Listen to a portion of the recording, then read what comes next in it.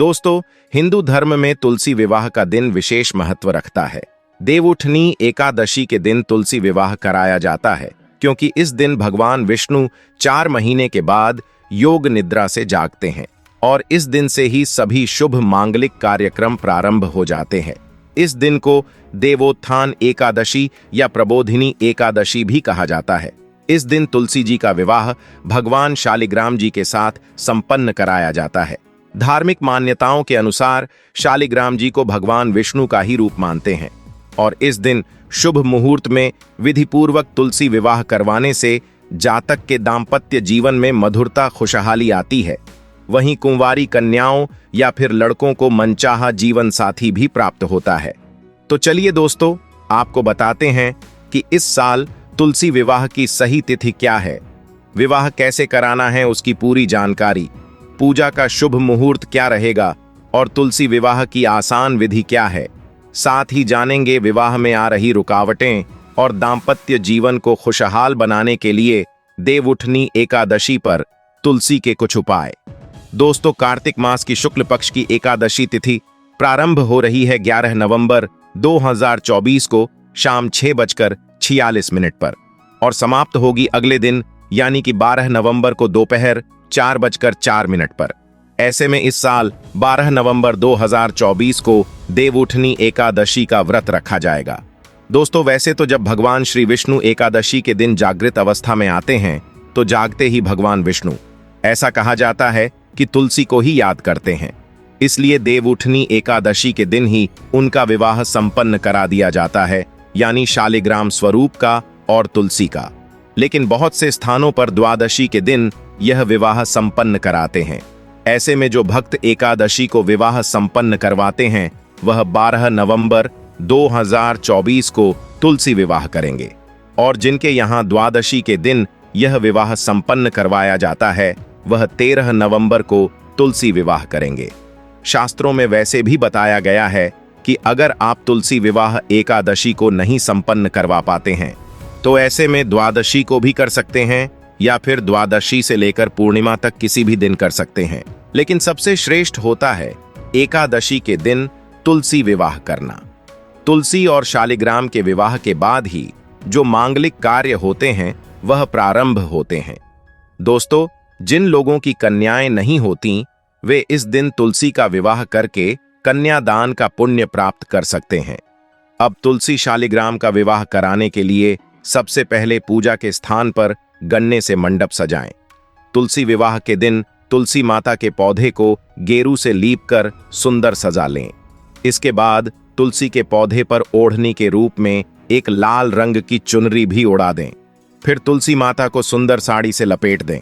उन पर सभी श्रृंगार की वस्तुएं चढ़ा दें, जैसे लाल चुनरी, बिछुए, बिंदी, सिंदूर, हरे या लाल कंगन समेत श्रृंगार का सामान।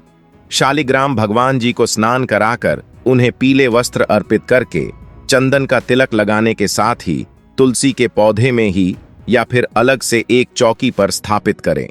उन्हें जनेऊ अर्पित करें। तुलसी माता और शालिग्राम भगवान जी को हल्दी लगाने के साथ ही धूप दीप दिखाकर गणेश भगवान की पूजा आरंभ करने के साथ ही विवाह की प्रक्रिया संपन्न करनी चाहिए। इसके बाद तुलसी जी और शालिग्राम भगवान जी के फेरे भी करवाने चाहिए। फेरे करवाने के बाद तुलसी माता को कुछ भी उपहार की वस्तुएं अर्पित करें, जो भी आपकी सामर्थ्य हो, और उसके बाद आप जिस तरह से एक दुल्हन की विदाई करी जाती है उस तरह से आप विदाई कराएं। पूरी श्रद्धा के साथ तुलसी जी और शालिग्राम जी की आरती करें। अब खीर, मेवे या मिठाई का भोग लगाएं। चाहें तो विष्णु सहस्त्र नाम या तुलसी चालीसा का पाठ करें। अंत में क्षमा प्रार्थना करना न भूलें। साथ में भजन कीर्तन गाएं और विवाह के गीत भी गाएं। तुलसी जी को विदा करते समय उन्हें आप कुछ दक्षिणा भेंट स्वरूप जरूर दें और उसके बाद तुलसी के पौधे को आसपास के मंदिर में रखवा सकते हैं। तुलसी जी का दान कर दिया जाता है। लेकिन जो लोग तुलसी के पौधे का दान नहीं करना चाहते वे चाहे तो तुलसी के विवाह के बाद अपने घर में उन्हीं तुलसी को रख सकते हैं। दोस्तों, अगर आप अपनी कोई मनोकामना पूरी करना चाहते हैं तो देवउठनी एकादशी के दिन पीपल के वृक्ष पर जल जरूर चढ़ाएं। पीपल के पेड़ में भगवान विष्णु का वास माना गया है और एकादशी के दिन पीपल पर जल चढ़ाने से आपकी सभी मनोकामनाएं पूरी हो सकती हैं। इसके अलावा देवउठनी एकादशी के दिन भगवान विष्णु को शंख में गाय का दूध भरकर स्नान कराएं और इसके बाद गंगा जल से स्नान कराएं। मान्यता है कि ऐसा करने से व्यक्ति की पैसों से संबंधित समस्याएं दूर होती हैं। अब बात करते हैं कौन से शुभ मुहूर्त पर तुलसी विवाह करना अच्छा रहेगा और विवाह में आ रही रुकावटें या दाम्पत्य जीवन को खुशहाल रखने के लिए तुलसी के उपाय। दोस्तों, इस बार 12 नवंबर मंगलवार के दिन कार्तिक शुक्ल पक्ष की देवोत्थान एकादशी है। एकादशी का व्रत इसी दिन रखा जाएगा।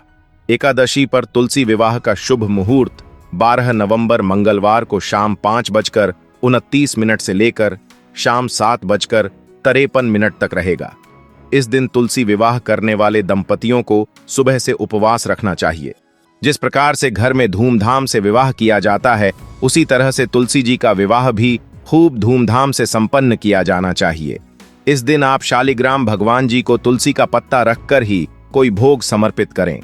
यदि आपके पास शालिग्राम भगवान जी न हो तो आप विष्णु भगवान जी की प्रतिमा या तस्वीर के साथ भी तुलसी माता का विवाह करा सकते हैं।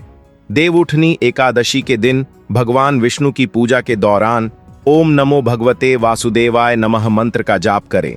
ऐसा करने से जीवन में आ रही सारी परेशानियां दूर हो जाती हैं। याद रखें कि एकादशी के दिन तुलसी की पत्तियां भूलकर भी ना तोड़ें। घर की दरिद्रता को दूर करने के लिए तुलसी विवाह के दिन संध्या के समय पीपल के वृक्ष के नीचे घी का दीपक जलाएं।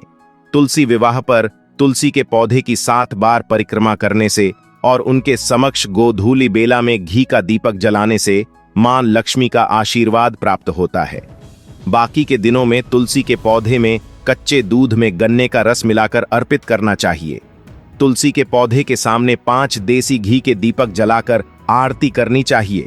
ऐसा करने से शादी में आ रही रुकावटें दूर होती हैं और जल्द ही विवाह का योग बनता है। अगर आप मनचाहा वर पाना चाहते हैं या दाम्पत्य जीवन खुशहाल रखना चाहते हैं तो सुबह स्नान करने के बाद साफ वस्त्र धारण करें और देवी देवता की पूजा अर्चना करें। इसके बाद तुलसी पूजा के दौरान निम्न मंत्र के जाप के द्वारा पौधे में केसर मिश्रित दूध चढ़ाएं।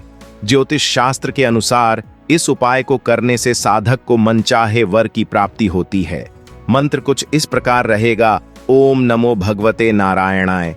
तो दोस्तों, यदि आज की हमारी तुलसी विवाह की संपूर्ण जानकारी आपको अच्छी लगी हो तो चैनल को सब्सक्राइब करें और बेल आइकन का बटन जरूर दबाएं, जिससे हमारी आने वाली वीडियोस की हर नोटिफिकेशन आप तक पहुंच जाएगी। वीडियो लाइक करें और कमेंट में लिखें, जय श्री हरि विष्णु, जय तुलसी मैया।